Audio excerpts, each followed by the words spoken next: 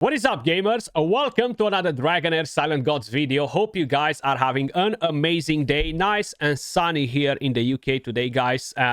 Thankfully, because I had enough of rainy days. For the last few weeks was just raining, super cold, but today is actually really nice.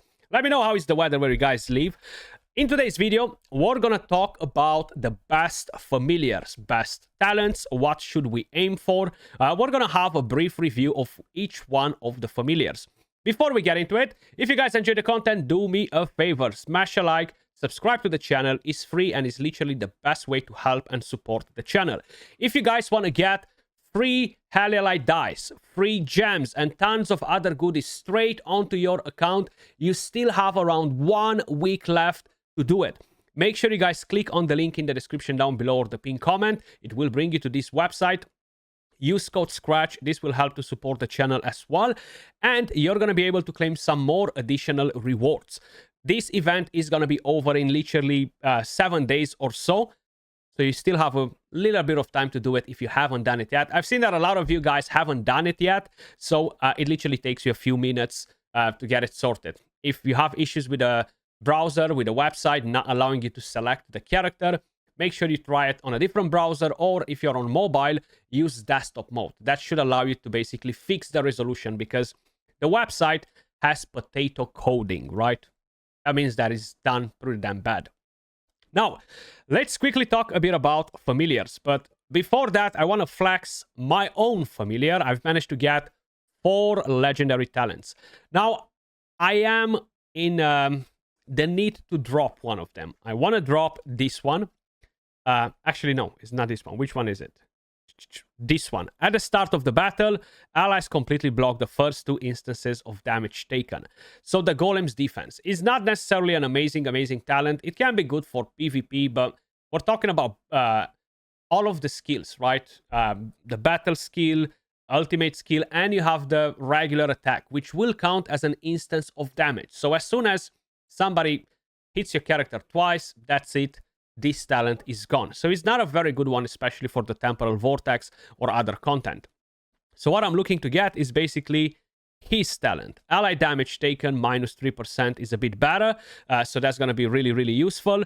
And there are a few different ones that can be very helpful. But we're going to talk about all that in a second. I just wanted to quickly show you that I've managed to get 4 golden ones. If you are on my friend list and you are on my server or in my alliance, you're going to be able to go to my profile from your friends list and go right here at the bottom. You're going to find this one and you can fuse mine into yours and have a chance to get a replica of what I have. But without further ado, we're going to talk about the mythical ones, because that's the upgraded version of them. Of course, different rarities and all that stuff. They will pretty much do the same, just not as powerful, right? So we have a total of 8 familiars. Let's start with a Saber Winger. So you can get different stats on all of them in terms of attack, HP, and defense. The talents for this one, we have increases the familiar's haste by 60. This can be nice as well, but it's not something that will be extremely important for PvE. Maybe in the end game, chief challenge bosses, the end game boss, this might be a bit more impactful. But as it stands right now, it's not something that I'm gonna go crazy for, right?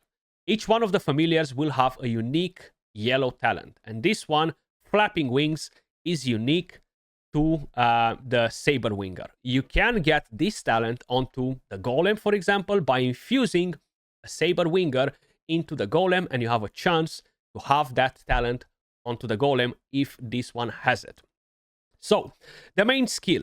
Saber Winger leaps high into the air for 2 seconds, deals damage to all enemies. The max HP damage cap is based on the higher of the familiar's attack or defense, and heals the ally with the lowest current HP for 20% target's max HP, and if they have defense up, it will gain an additional healing. This is not really such a powerful familiar. Yes, it can help you with the healing, the damage that these familiars do versus bosses. It's just not that crazy. It doesn't feel that impactful all around. But nevertheless, it can be a decent familiar to start with, especially if you need some additional healing in particular content, especially when you're pushing through dungeons, right? I'm not seeing this as being very useful in the end game, to be honest with you guys. So I'm not really gonna rate this one too high. It's not on my priority list whatsoever. So whenever I'm gonna get a copy of this one, I will be using it as fodders. We're gonna talk about fusing and stuff after. Then moving on to the Tresim, the Cat Bird. This is actually one of the best ones in the game. The familiar talent is the Tresim Strike. Allies ignore 5% of the enemy defense. A really good one that you do want to have on your main familiar. Basically, the cat will do the following. Flies into the air, deals 10% target's max HP damage, which is a bit better and is an AoE. The max HP damage cap is based on the higher of the familiar's attack or defense. The more attack or the more defense it has, the higher the damage. And has a 100% chance of inflicting distraction. Now, the distraction will increase the AoE damage taken by 12%. If we're talking about Fey Minder, if we're talking about PvP, if we are talking about different dungeons, different bosses where you will use AoE damage, this will be the best familiar to use, okay? Hands down. That AoE damage boost is going to be massive. So my plan is to have, towards the end game, one cat build and one golem build. Those two are my main priority because they will both boost the damage. But this is one of the best. Is the best for AoE damage dealers. Moving on to the Foliage Spiker. So, the unique talent is Spiker Pursuit. Increases allies' damage dealt to targets with defense penalty by 6%. Really, really powerful talent as well that you want to have on the cat and the golem too. So you will have to fuse this one into your main cat or golem to try and move this talent onto them. Really, really important. Then, the spell, Foliage Spiker gathers energy for 2 seconds, then grants hit recovery and defense up to all melee allies for 10 seconds. If the target HP is at or below 50%, they will also be healed for 20,000% resonance level. So you're going to get healing and defense up. This is definitely not a bad familiar whatsoever. It's not necessarily one of the best either. Having that defense up, hit recovery straight off the back can be somehow helpful, impactful in PvP content. In PvE as well, getting that additional healing, the increased defense to basically allow your team to survive, especially if you're struggling in the Grave of Venom, Grave of Wrath, if you're going to struggle on different bosses, this can be pretty helpful. But once again, I think this won't be a priority for me either. I will try to get the talent moved from this one onto the main ones, but it's not something that I will be prioritizing because it's just healing and a defense up. Then we have the Vulture. I actually like this one on the free-to-play. The unique talent is the Vulture's Majesty. After an ally uses an ultimate skill, their damage dealt increases by 6% for 10 seconds. Hell yeah, baby, all day long. You want to have this talent on your main golem and cat, okay? Because this will boost their damage. Now, the familiar spell, it will circle overhead with piercing cries. After 2 seconds, grants received healing up to all allies, which will boost the healing. Not that insane. The duration is extended with the resonance level during the buff. 24% of any overhealing is converted into true damage. So I am using it on the free-to-play because I don't really have many good ones there. It's not a very powerful one whatsoever either. So this is going to be used as a fodder for your main ones, right? Not something that you want to invest in because it's not really going to benefit your team that much. It's just enhanced healing. Moving on to the next one, we have the Pelarin. This one will have the following unique talent, which is really, really good as well. After an ally uses an ultimate skill, they gain a permanent 1% attack up to 6 stacks. So 6% boost on the attack. Definitely very, very good to have it on your main two, the golem and the cat. I know I'm repeating that, but I'm just making sure that it's gonna go into your brain. So it's a good talent. The spell Tailoring gathers mist for 2 seconds, then grants a buff to all allies. If the target's accuracy is greater than the resistance, grants accuracy up, otherwise resistance up. Kinda trash. Like, you're not even getting the big buff, you're getting the smaller ones. And not saying that it cannot be helpful early game if you're struggling with the accuracy, right? But it's not something that's very, very efficient. I mean, it's just a 25% accuracy boost. You're gonna end up in not having any issues with the accuracy once you're gonna start building your characters properly, once we're gonna unlock the negative rules. So this becomes an easy fodder as well, which basically you're just gonna try to move the talent to the other ones. Then, the Stoneborn. This is, in my opinion, one of the best ones in the entire game. This and the cat are the two best ones. The thing is, you can't say this is better than the cat or the other way around, because one will boost your single target damage, one will boost your AoE damage. Now, the talent on this one is, as I showed you, the Golem's Defense is something that I'm trying to drop out of mind because I don't want to have this talent on. It just completely blocks 2 instances of taken damage, which can be literally any damage whatsoever. Now, the spell on it charges briefly for 2 seconds, then unleashes an energy wave to deal damage to the enemy with the highest current HP. So this is a single target damage. It's going to be slightly higher, with 100% chance to inflict vulnerability, which will increase the damage taken by 8%. It can be single target, AoE, all of the damage, right? But the cat is specialized more in AoE, which boosted the AoE damage by 12% rather than 8%. So that's why you gotta pick in between them two based on what content you are doing and what team you are running. But for the Temporal Vortex, in most cases for challenge bosses, this will be the most powerful one. So I would strongly recommend you to build this as the first familiar on your account. Very, very nice one. Then moving on to the Rollbot. The talent on this one, it actually has 2. So you have the Mechanical Defense, ally damage taken minus 3%, and ally damage dealt plus 3%. Both of them are actually pretty good, especially this one will boost your damage even more. That's the whole idea with these familiars. You want to squeeze as many golden talents on them as possible, and all of them to boost your damage rather than the survivability, right? So this is a good one to use as fodder. The spell spins its flywheel after 2 seconds, deals 6% target's max HP to the enemy with the lowest current HP. Nothing too crazy, and has a chance to dispel a buff from the target. I mean, yeah, a good fodder. The damage is low, lower than the other ones, but it can dispel a buff.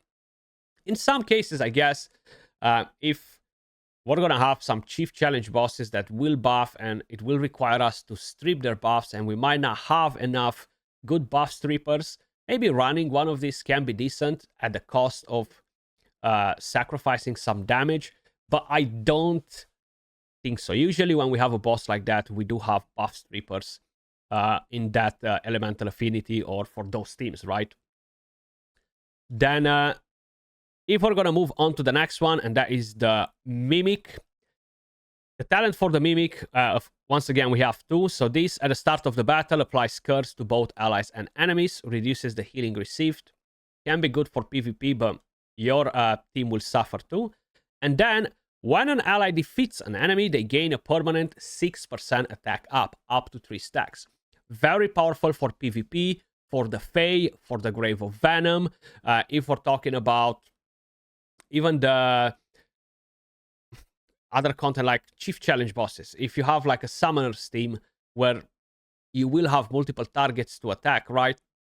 Having this talent on your main golem or cat can be really, really good. But the spell is really aimed at PvP, and this is a good one for PvP. It's probably the best for PvP.